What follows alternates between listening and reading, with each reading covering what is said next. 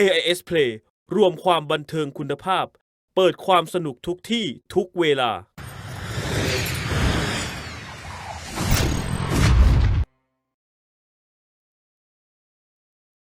China. Can they replicate that now that China are going to take what we expect to be something a bit more standard after seeing that their early wild laning strategy didn't work out?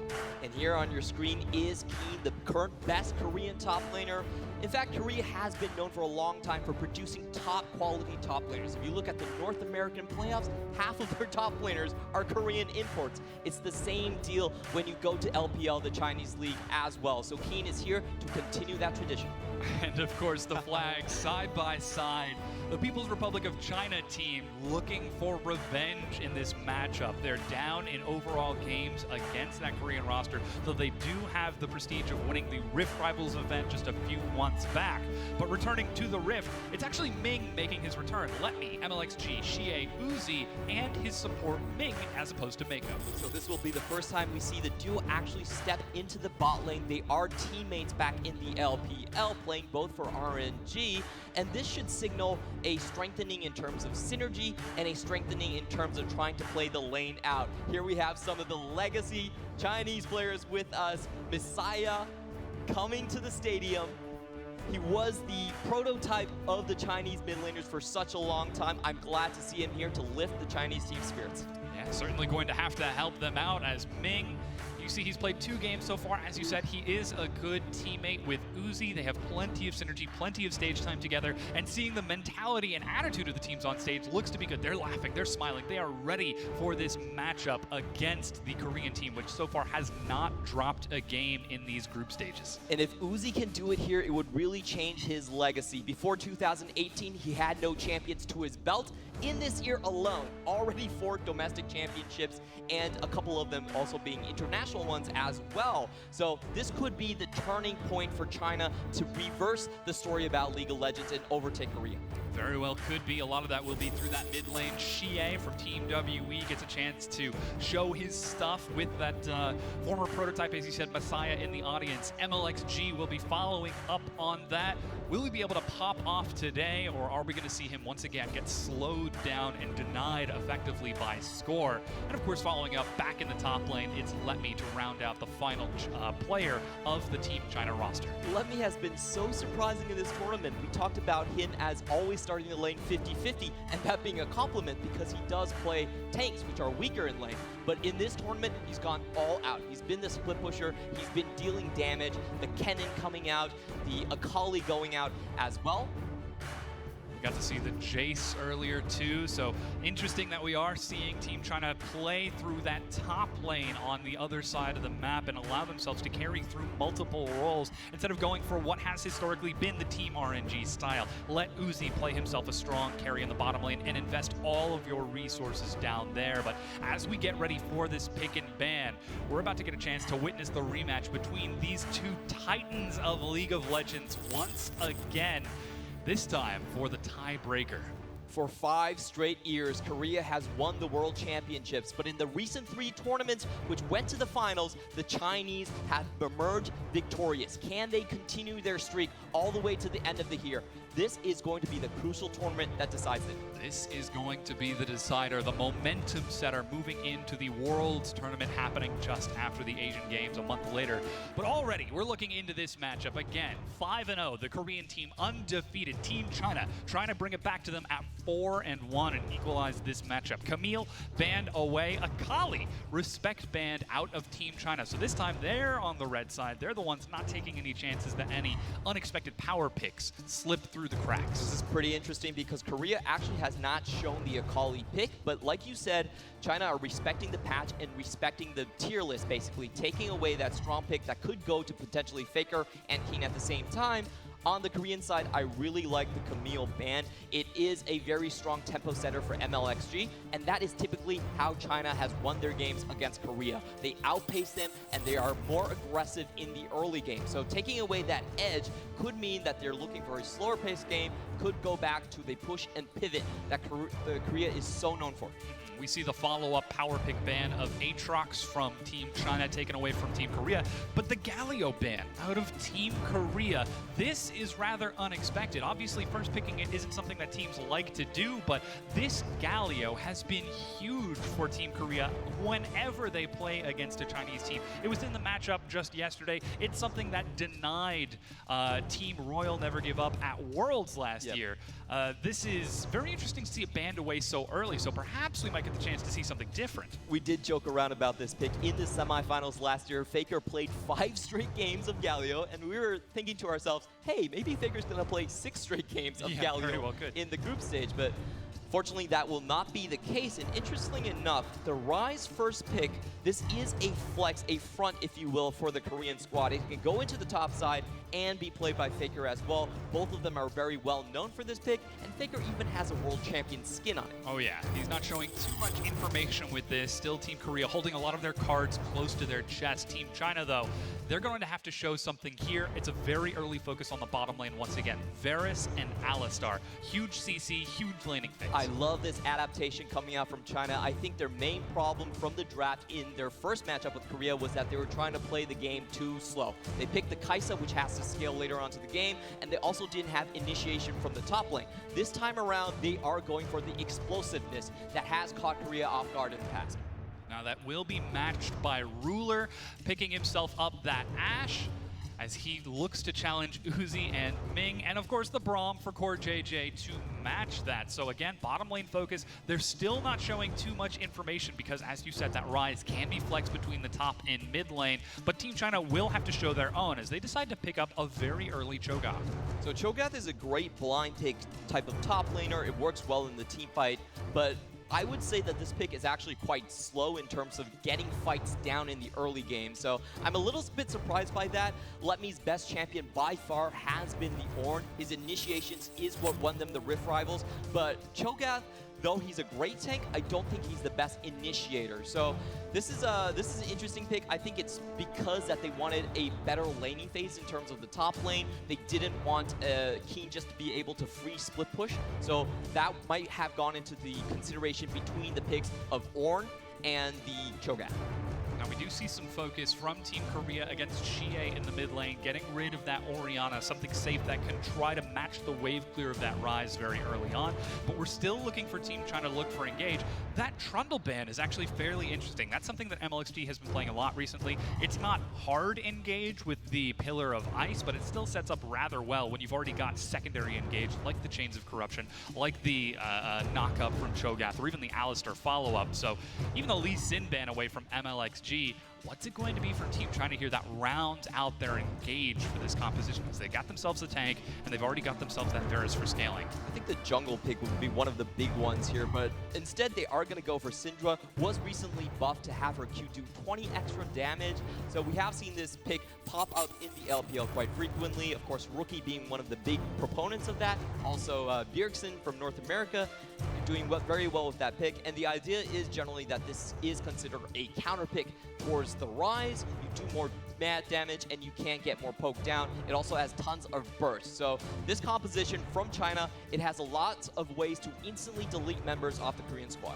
And also has some pretty strong scaling if they're able to make it into the late game and try to match what we expect to be Korea's more standard play style, playing it slow during that laning phase. But wow, the Darius for Keen in the top lane. He's looking to take that true damage bleed, that true damage execution against that Cho'Gath, but we're still looking for MLXG, and he decides to go with the Olaf to provide a front line for his team. So Olaf is a great champion where you're trying to run down the bot lane, and if you look at the Korean squad, Ashe and Braum don't really have any escapes. They're going to focus very heavily on that. But to be honest, I feel like on the Chinese side, they do lack a bit of engage. The explosiveness that we were talking about was very crucial for their wins against Korea. So what they have to do is really try to snowball the early game instead. On the Korean squad, I feel like Darius is a bit of a risky pick. We actually haven't seen this champion pop up that much after the Conqueror nerfs. So if they want to make it work, they will have to go top lane quite frequently.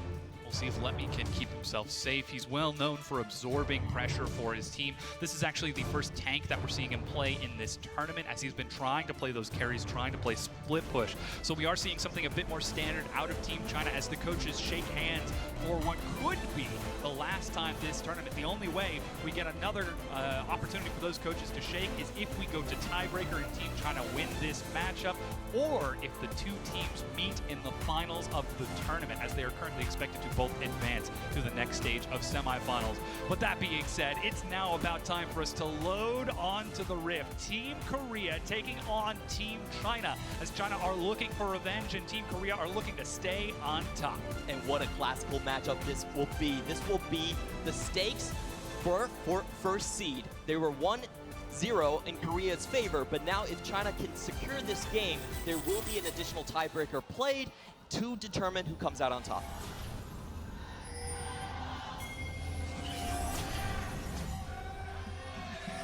And you can hear the fans chanting behind us, hoping for those hometown fans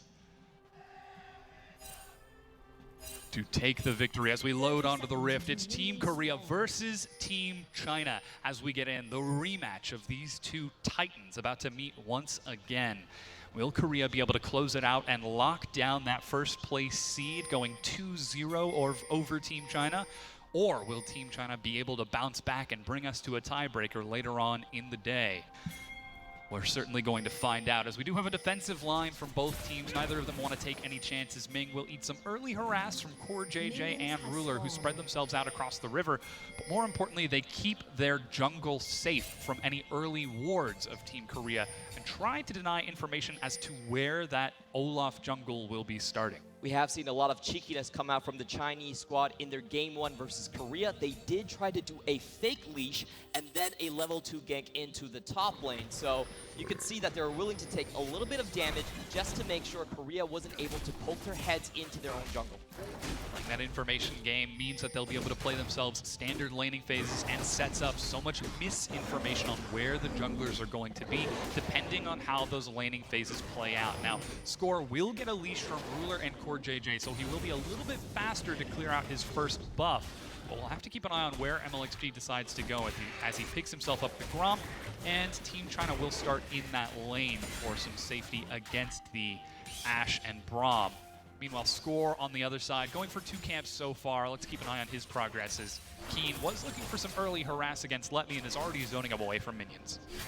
Yeah, definitely. It's really good to see Score come back for this crucial matchup. He is known as the champion without a championship in Korea, longtime second place holder, but is recognized as one of the best junglers here. He was very excited to come here for the Asian Games and potentially lock down his first championship. He hasn't been able to do it domestically, hasn't been able to do it internationally, but he has a lot of fans all across the globe baiting their breaths and waiting to see if he can finally make it. This would be a huge step up for him if he's able to take this victory alongside the best that the Republic of Korea has to offer on stage. But already the lanes are pushing in. Looks like he did go for what is close to a full clear, leaving that Gromp and the Krugs on the bottom side to take an early scuttle. He's even got top pushed in with Keen, as Letme is trying to catch these minions, but Keen is doing everything he can to deny the minion wave. Rupture is easily sidestepped, but a quick ward in the tri-bush will keep Keen safe to continue pressuring out against Letme. I think everyone who watched Rift Rivals should be very familiar with Keen's Darius, a 13-kill game against the likes of G-Rex in that tournament. So it is one of his signature picks, and you can see that how well Score is trying to defend that lane. It is one of those champions where you have to win lane to actually be effective. So there will be a lot of early game investments into Keen. We'll certainly keep an eye on how he gets set up. Already that vision and the early Scuttle Crab keeping him safe and allowing him to expand that advantage up top on that signature Darius. Meanwhile, MLXG, he's left his lanes completely to their own devices. He went for a full jungle clear every camp and is now taking that bottom Scuttle Crab. You can see Score is trying to track him as he's hanging down on that bottom side, spotted out by these Scryer's Bloom. And that's even the Predator used in the mid lane as teleport completed from Faker. He's not caught by the stun, but that's Rune Prison. And Team China decide not to dive, instead just setting up Xie for a strong landing phase. I have to be honest, that was a little bit of a greedy teleport coming in from Faker, just doing it right inside of the minion wave, and they do chunk him out quite heavily in that single rotation, so he will be low on potions. He will be a little bit phased by that, and that could set up a potential repeat gank coming in from the Chinese squad. Now, we didn't even see the Scuttle Crab finished from MLXG in that river, as this ward does spot out Score. He's able to drop a Zombie Poro in the bush for a little bit of vision, as MLXG is stepping up to zone him away, and even using the sweeper as well. So currently it's just this constant dance of vision between the junglers to track where they're maneuvering around the map. Uzi trying to control this bottom wave, and is doing so pretty successfully after having been left to his own laning phase. Already 8 CS ahead, very well could be 11 as these two waves crash in once again, while MLXG is just keeping Score away from that bottom lane and allowing Uzi to do what he does. The general setting for this game will be bottom focused for the Chinese squad and top focused for Korea. Look at that CS difference in the top lane already. Cho'Gath missing out on 2 waves from Let Me. That's a very dire situation early on. If you're behind like 20 CS in a top lane matchup, you really can't compete anymore. It's going to have to be constantly controlled by Keen, and basically it will draw MLXG, whether he wants it or not, towards the top side. He's still hovering on the top half, and he's able to get there before Score. Level 5 to level 5, but Score is trying to track this as he gets over the wall, sitting on the blast cone. MLXG takes over to level 6, and Score steps up just to deny this camp. With Keen right there beside him, there's no way MLXG can fight for this, and it's Team Korea taking their first advantage throughout Keen's pressure, and Score following up on it. And this is actually going to be the first recall for Keen as well, as he's sitting on that teleport still, along with 56 CS worth of gold. He's going to have himself a pretty big buy. Phage and Boots to try and expand his advantage against Let Me, who did use his own teleport to get back into lane with a Glacial Shroud just for sustain. Yeah, definitely wants that early mana so he can keep on using his spells to actually CS the wave. We could see Keen was camping very hard around those cannon minions, ready to punish Let Me if he ever did step up. It looks pretty hard for Let Me to do anything in the top side, so here's going to be the big question. Is MLXG going to go top and try to rectify the situation, or will they then focus most of their intention bot lane and just try to be faster on the bottom side of the map? Currently, Xie hanging out on that bottom side as he heads over towards blue buff. It seems as though Team Korea have got the timing down as Let Me. He can't even step up to the minion wave with Keen putting on this non-stop pressure. And with that Rupture and Feral Scream pushing the wave every time he uses a spell, the only way for him to get close, it's going to become more and more difficult. Now that does mean MLXG has an opportunity to try and break that up top or look for pressure bottom as he's stepping in. That's Score trying to take himself the red buff. MLXG sees it with the sweeper, but decides not to follow up, even places a control ward because he knows he's got Ming, he's got Uzi. They've pushed up that bottom wave, and they're trying to follow up on MLXG's pressure. But where Score and Keen were successful on the top half of the map, MLXG, Uzi, and Ming are not on the bottom. I really do like the mind games there for Score. He doesn't walk up and try to take out the control ward, knowing that the bot side of the map is free to roam to his position. He avoids the death and says, hey, I can just deal with that control ward later. So very smart, very measured play. And like you said, the bottom side of the map, I would say they do have a sizable advantage. And with that CS lead, you can already see the ultimate being opened up here. Score is walking into a potential trap. He's trying to make something happen. MLXG steps forward. That's the Predator. And that's the Chains of Corruption missing, and that will mean that most of the primary engage from Team China has been used, and they're forced to back away as a good flash from Core JJ diffuses the situation and gives control back over to Team Korea. And that was a very well use of his summoner abilities right there, dodging out of the Chains of Corruption coming in from Uzi. I did feel like China probably could have turned their attention towards the incoming Score, tried to nab him there. But it was a very good reaction by Korea to dodge out on that potential gank and the snowball. Now, as we get closer and closer to the 10-minute mark, it's been an elaborate dance between the two teams. As you said, Team China playing towards that bottom lane, allowing Uzi to open up an advantage. He's 12 CS ahead of Ruler, whereas Team Korea playing towards that top lane, opening up a 30 CS advantage for Keen as he is pushing in wave after wave, and Let Me is floundering under the pressure. Even Score hanging out on the top side of the map to make it even more unsafe for Let Me, and now contesting this red buff. That was the hawk shot from Ruler to provide any vision, but MLXG and Xie thinking of collapsing. They spot this out, but Score smites the buff and steps away right under MLXG's nose. There's nothing that Team China can do to contest this. And this is such good coordination coming from Korea across the board. Every time a massive wave is being pushed in by Keen, Score is there to back him up, make sure Let Me can't take the minion wave. You have to remember, this Korean squad is composed of 4 different professional teams coming from the LCK, but they still are able to coordinate at such a high level. This constant juggling of pressure by Team China is enabling them to open an advantage. It's only down to about 600 as the waves balance back out, but still there's plenty of opportunity for this game to break open as Team China, their characteristic aggression and flair has been effectively stalled out and stymied. Some of it by choice with the champion picks, but a large majority of it through this laning phase from Score and his communication with his laners to make sure that any threat, any attacks by Team China are effectively denied.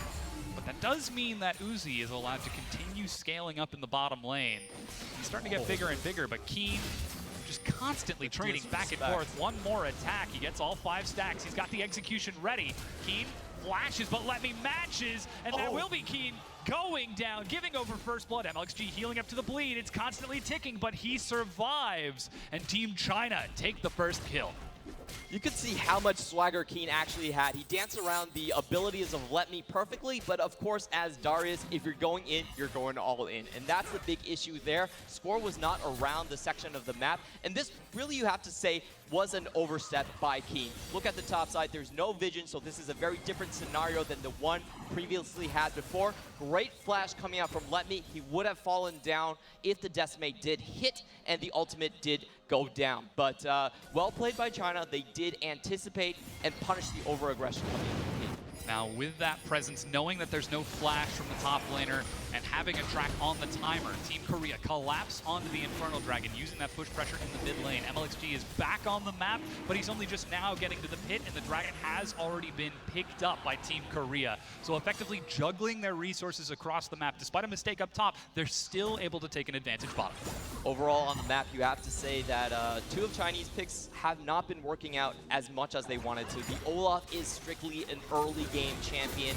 Ooh, but they're going in the bot side. It's a knockout for JJ, forced to back up. The chains will lock him in place. He's denying a lot of this damage. Arrow finds Uzi. He's still sitting on both summoner spells. Double teleport. There's the collapse. They've engaged. They've managed to kill Uzi. The primary damage is dead, and a cask will knock Ming back in. He tries to get out of this, stalls it out at such low health. Finally will go down, but it's chaos as the fight breaks out. Let Me collapses. Realm Warp onto Faker. They're not able to deny his CC. He escapes with his life. Ruler picks himself up a double kill, and it ends up being 2 for 2.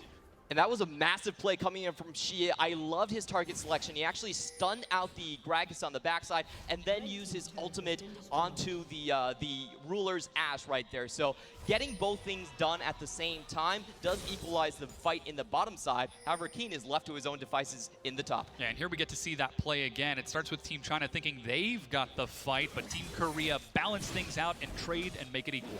Yeah, that was a really good comeback coming in from Gragas. He gets the stun, knocks down Uzi, and then gets the great casket to put Ming in a very dangerous position as well. But however, like we talked about, Xie coming in, hitting both of his abilities on separate targets and on the right targets, I would add, really does save that fight for China. Meanwhile, as you said, Keen was able to take that turret in the top lane, so despite it going even in the bottom, that was against a numerical advantage for Team China. They were 5 versus 4 and still only went even. Keen taking that first turret. Now he's, 37 CS ahead, plus he's got that first turret solo gold. Already his Triforce is finished. Anyone that looks at that Darius is going to be in trouble. And that's always been the problem when when China faces Korea. It has been the legacy of the split-pushing top laners for the LCK coming up heads over and over again. Every single time Korea has taken a world champion, you should say they have had the better performing top laner. And it is the case once more in the Asian games where Darius is on the brink of being uncontrollable at this point. Already pushing up to the bottom tier 1, trying to expand that advantage bottom as Xie picks himself up blue buff with some help from Let Me, but nobody can answer Keen. He's even able to decimate, clear out the caster creeps this early on. Rupture clears out the rest of the wave, but now that Let Me shows himself bottom, now that Xie shows himself mid, that means that Korea sees an opening up top. They're able to engage and push forward with Score and Faker, but luckily Team China are able to defend and back up to the tier 2 turret. However, that does mean the Rift Herald is left wide open, and though it is spotted by a ward from Team China, there's little they can do to contest it. You can see the vision line being pushed out very far on the Korean side. If China wants to contest, they will have to walk through a lot of Korean wards. They will be spotted out, and you can see they're probably just going to give it up. Now, this Herald is most likely going to be used in the mid lane, and that would take away so much of the skirmishing potential that the Chinese got the squad has Realm picked Warp. for. They're looking for the dive. As Ruler holding on to the arrow, they've managed to find Ming, but he gets a 3-man knockup. Uzi's trying to kite it out, lands a snare onto 2, sidesteps easily on the cast, and is able to make it look like nothing. Now Xie steps forward. Team Korea perhaps biting off a bit too much more than they can chew. The slow onto Ruler. He flashes away from the stun, but with a teleport from Keen, they realize they cannot match this. If he were to appear, then Team China would be in trouble, so they decide to back away. That was great play coming in from the Chinese top lane. Ming getting a triple knockup, and then Uzi sidestepping the ultimate, but let's look at Let Me for now. Oh, once again, all 5 stacks, and Keen is able to heal himself back up, just playing these long trades against Let Me. Though Team Korea are down in kills, they're trying to open up the map and use the advantage that Keen's pressure is providing them, constantly pulling Team China around and forcing them to be the ones to respond. In future team fights, if Keen has his flash and Uzi doesn't, then I don't think China will be willing to take any of these fights. He's really too fed at this point. If he goes all in, a single rotation should be able to take Uzi's head. Uh-oh, that's the Hex Flash. He's trying to chase onto Keen, makes his way over the wall. That's the control ward, Rupture, and he flashes away. I'm not sure what vision spotted that out, but Team Korea, seeing this play in advance, able to defend and absorb this pressure. Elsewhere, Team China are trying to reclaim control of the map as Faker pushes up top and Keen catches this wave down bottom. Again, that was Team China trying to take an opportunity, trying to look for an opening, and Team Korea just denying it. Yeah, and that's a big difference between a pick like Ornn and the Cho'Gath. The Cho'Gath is a better tank come the late game, but Ornn is much more capable of affecting engages. If that play happened with an Ornn, I do think that the Keen would have fell down right there. So, you know, they're really picking their poison at this time, and I feel like a lot of picks on the Chinese squad haven't really worked out for them. Olaf and Syndra are about the early game. Cho'Gath is about maybe having a slightly better lane. You have to sustain over the Ornn, but none of these factors have really worked out. And, you know, I have to say this game going in so far is very far in Korea's court. They've got what they wanted. Now that's the Rift Herald being used in the mid lane. Shelly will get a charge onto the turret, though. Good auto attack from Ming denies a lot of this, and no follow-up from Team Korea means that the Rift Herald dies before breaking the turret, but a good knock-up as Let Me, he's being dove bottom. He's got himself the flash as Faker and CoreJJ catch up. They've got so much crowd control. That's the knock-up. Faker diving the turret. He's trying to get in there. The Rupture stalls out. Let Me survives with his life, but here comes Keen. He's ready to chase it down. MLXG finds a kill, but Keen is ready with the execution. Decides not to step in as Xie, he's found him on the way out. Lands the stun, but decides not to chase it too far. Keen steps away from the Dark Sphere as that's another kill. Ruler managed to find a kill onto Uzi. They land the stun, but CoreJJ puts up the wall and denies it. Body blocking as MLXG pulls in, and that's Keen going down. They trade 1-for-1, but CoreJJ running for his life. The power unleashed is not enough. Score steps up. He's looking for another. Xie finds another. The stun does not bounce back. Score is doing work, but Team China are juggling the health as best they can. Ming steps forward. The sacrificial lamb. He ends up going down to allow his team to escape.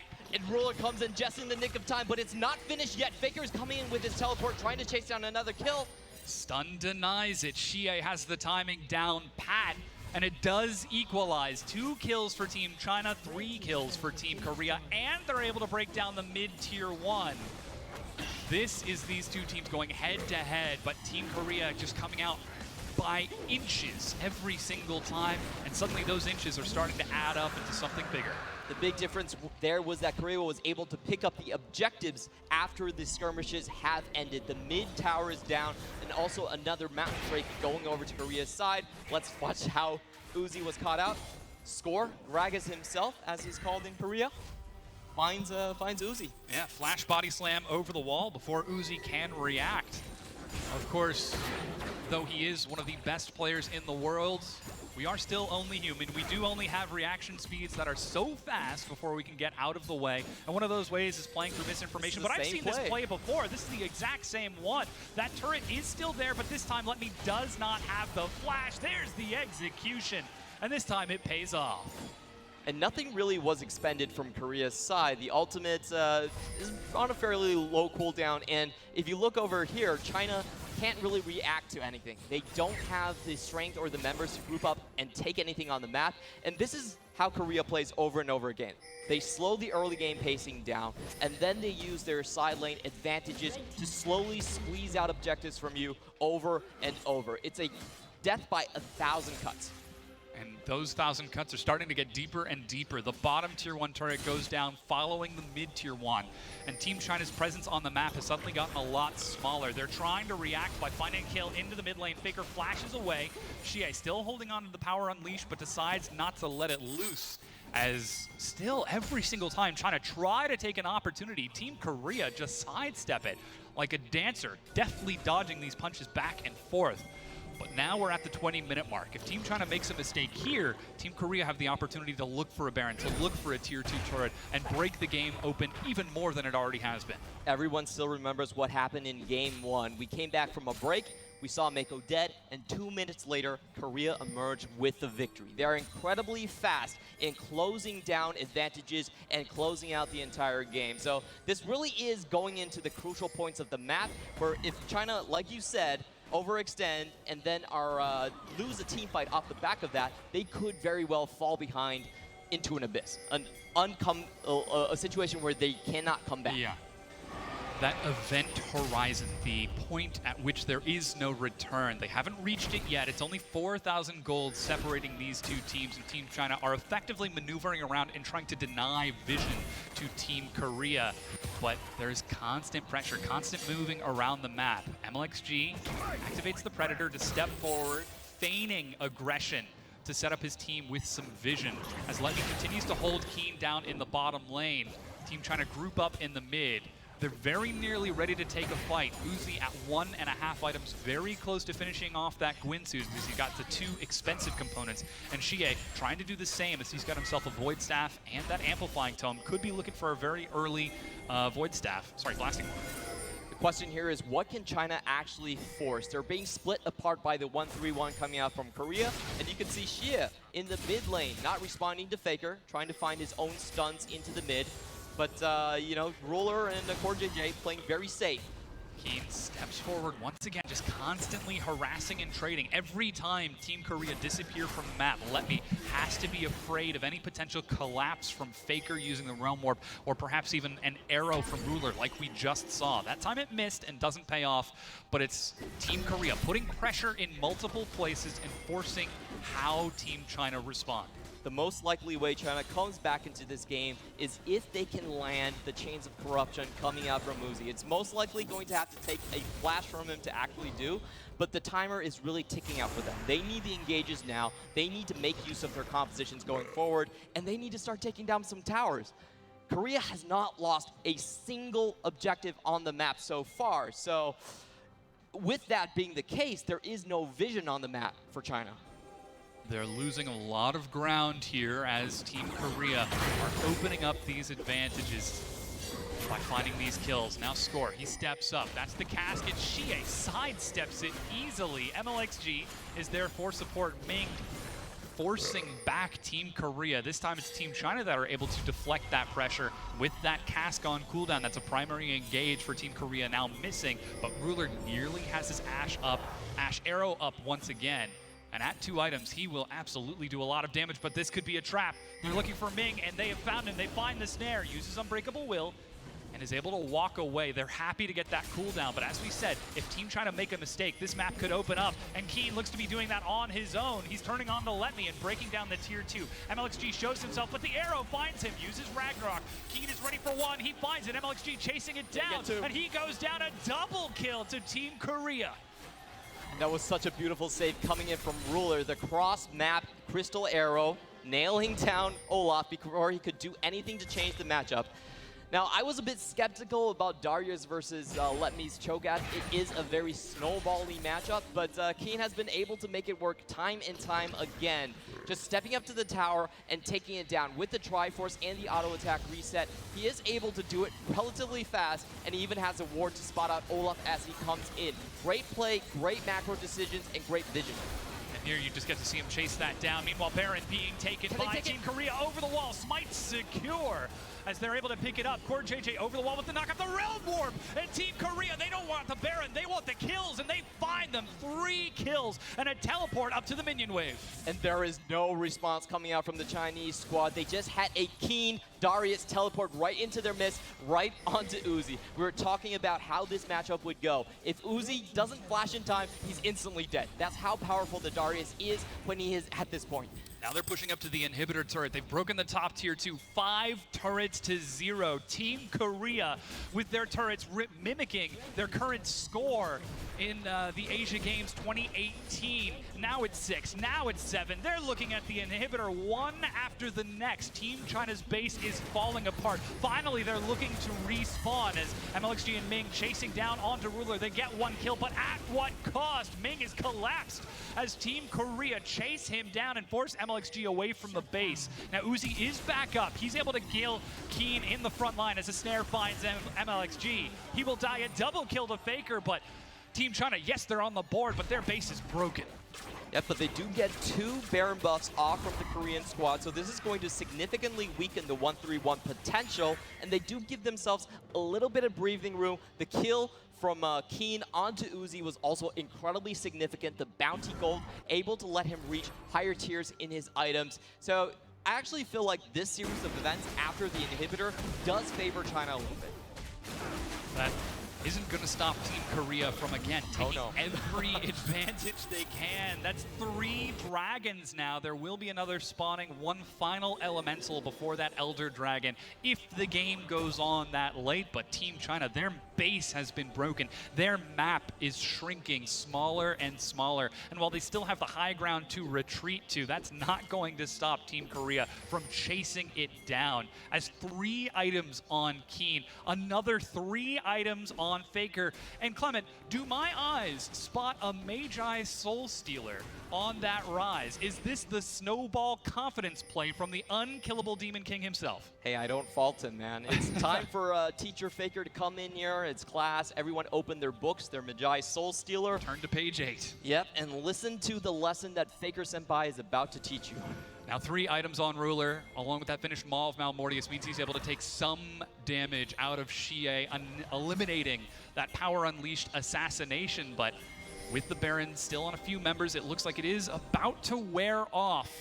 They're going to push for the final inhibitor turrets back on the map. Now Ming is looking for a flank. He's got the Hex Flash, but a Banshee's Veil on the Faker. That's the Predator. They're set to collapse. Ruler, there's no one there to defend him. Pinch against the wall. He goes down, and Team trying to find themselves the kill with the carry dead. They're trying to juggle it out. They find themselves free and are chasing Team Korea. They set the trap, and Team Korea walk right into it. Keen is trying to break out, though. He pulls the prongs, but ends up getting snapped up in its jaws. And here is the comeback we were talking about. The engage finally coming through from China. Ming on the high ground goes in, gets a double knockup straight onto Ruler, and before Ruler is even able to use his ultimate, he was dead. And that is the chase, and again, it's just setting the trap, setting up the vision, and Team Korea getting a little bit too aggressive, not playing that perfect vision game and getting collapsed on from 2 directions. Yeah, you could see Ruler was caught in a very awkward situation.